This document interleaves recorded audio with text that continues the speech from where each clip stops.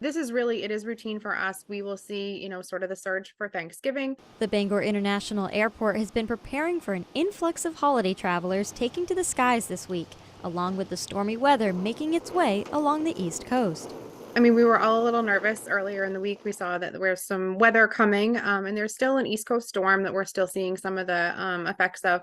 Despite the storm impacting some airports across the East Coast, in Bangor the lines have been relatively short, with flights coming in on time. There were a few delays, I believe, out of New York earlier, but that's typical holiday traffic.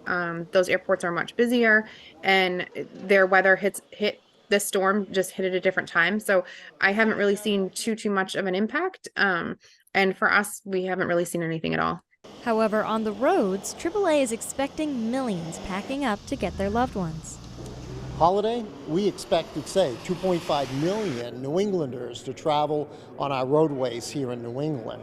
According to AAA New England, that is a 2.6% increase over last year's holiday travel numbers, with nearly 50 million projected on the roadways across the country. It's bad weather, make adjustments. Maybe you might have to leave earlier, or maybe you postpone your trip a little bit and go later because of travel conditions out there and slippery road conditions. And those traveling by air are encouraged to arrive at least 2 hours before your flight. When there's weather like this, make sure that you're allowing yourself that extra travel time to get to the airport as well. So, roads might be a little slick. There might be a lot of traffic out there. So just that extra buffer. But yeah, this is pretty typical of what we see this time of year.